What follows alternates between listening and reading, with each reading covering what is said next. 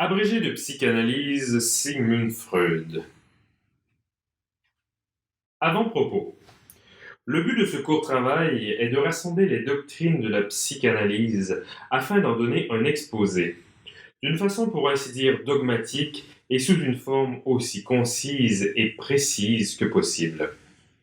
Ce faisant, nous n'avons nullement cherché à gagner la confiance ni à forcer la conviction.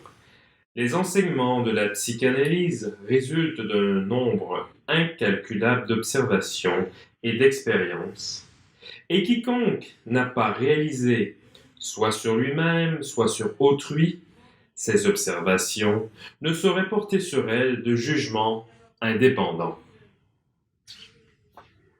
Première partie de la nature du psychisme. Chapitre 1er. L'appareil psychique. La psychanalyse suppose un postulat fondamental, qu'il appartient à la philosophie de discuter, mais dont les résultats justifient la valeur. De ce que nous appelons psychisme, ou vie psychique, deux choses nous sont connues. D'une part, son organe somatique, le lieu de son action, le cerveau, ou le système nerveux. D'autre part, nos activités de conscience dont nous avons une connaissance directe et que nulle description ne saurait nous faire mieux connaître. Tout ce qui se trouve entre ces deux points extrêmes nous demeure inconnu. Et s'il y avait entre eux quelques connexions, elle nous fournirait tout au plus une localisation précise des processus conscients sans nous permettre de les comprendre. Nos deux hypothèses concernent ces deux extrémités ou points de départ de notre connaissance. La première a trait à la localisation. Nous admettons que la vie psychique est la fonction d'un appareil auquel nous attribuons une extension spatiale et que nous supposons formé de plusieurs parties. Nous nous figurons ainsi comme une sorte de télescope, de microscope ou de quelque chose de ce genre. La construction et l'achèvement d'un tel modèle sont une nouveauté dans le domaine scientifique, en dépit des tentatives du même genre qui ont pu auparavant être faites. C'est l'étude de l'évolution des individus qui nous a permis de connaître cet appareil psychique. Nous donnons à la plus ancienne de ces provinces ou instances psychiques le nom de ça. Son contenu comprend tout ce que l'être apporte en naissant, tout ce qui a été constitutionnellement déterminé, donc, avant tout, les pulsions émanées de l'organisation somatique et qui trouvent dans le ça, sous des formes qui nous restent inconnues, un premier mode d'expression psychique. Sous l'influence du monde extérieur réel qui nous environne, une fraction du ça subit une évolution particulière, se différenciant à l'origine comme une couche corticale pourvue d'organes récepteurs, d'excitation et de dispositifs par excitation, une organisation spéciale établie qui, dès lors, va servir d'intermédiaire entre le ça et l'extérieur. C'est à ce secteur de notre psychisme que nous donnons le nom de moi. Caractères principaux du moi.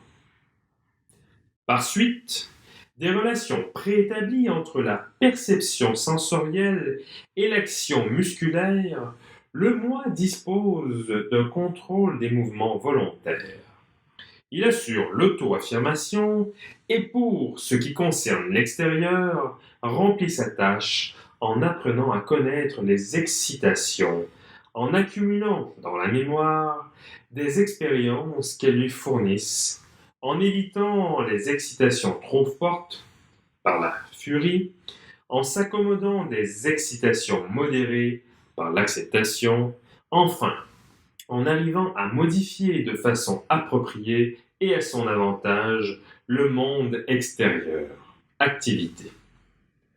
Au-dedans, il mène une action contre le ça, en acquérant la maîtrise des exigences pulsionnelles et en décidant si celles-ci peuvent être satisfaites ou s'il convient de différer leur satisfaction jusqu'à un moment plus favorable, ou encore s'il faut les étouffer tout à fait. Dans son activité, le moi est guidé par la prise en considération des tensions provoquées par les excitations du dedans ou du dehors. Un accroissement de tension provoque généralement du déplaisir. Sa diminution engendre du plaisir.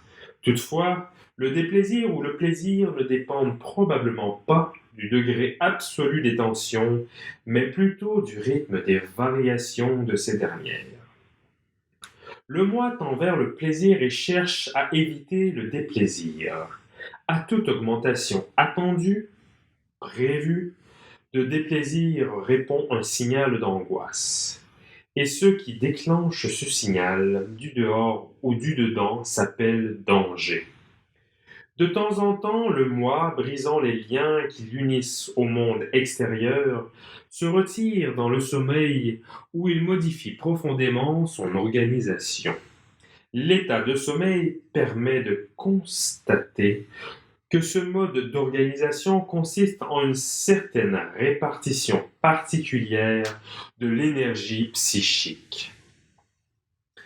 Comme par une sorte précipité de la longue période d'enfance qu'il traverse et pendant laquelle il dépend de ses parents, l'individu en cours d'évolution voit se former dans son moi une instance particulière par laquelle se prolonge l'influence parentale. Cette instance, c'est le surmoi. Dans la mesure où le surmoi se détache du moi, ou s'oppose à lui, il constitue une troisième puissance dont le moi est obligé de tenir compte. Est considéré comme correct tout comportement du moi qui satisfait à la fois les exigences du ça, du surmoi et de la réalité. Et ce qui se produit quand le moi réussit à concilier ces diverses exigences. Toujours et partout, les particularités des relations entre moi et surmoi deviennent compréhensibles si l'on les ramène aux relations de l'enfant avec ses parents. Ce n'est évidemment pas la seule personnalité des parents qui agit sur l'enfant, mais transmise par eux l'influence des traditions familiales, raciales et nationales, ainsi que les exigences du milieu social immédiat qu'ils représentent. Le surmoi d'un sujet, au cours de son évolution, se modèle aussi sur les successeurs et sur les substituts des parents, par exemple sur certains éducateurs, certains personnages, qui représentent au sein de la société des idéaux respectés. On voit qu'en dépit de leurs différences foncières, le ça et le surmoi ont un point commun, tous deux en effet représentant le rôle du passé. Le ça, celui de l'hérédité, le surmoi, celui de la tradition, tandis que le moi est surtout déterminé par ce qu'il a lui-même vécu, c'est-à-dire par l'accidentel et l'actuel. Ce schéma général d'un appareil psychique est valable aussi pour les animaux supérieurs qui ont avec l'homme une ressemblance psychique. Il convient d'admettre l'existence d'un surmoi partout où, comme chez l'homme, l'être a dû subir dans son enfance une assez longue dépendance. La distinction du moi d'avec le ça est un fait indéniable. La psychologie animale ne s'est point encore appliquée à l'intéressante étude qui lui reste ici offerte.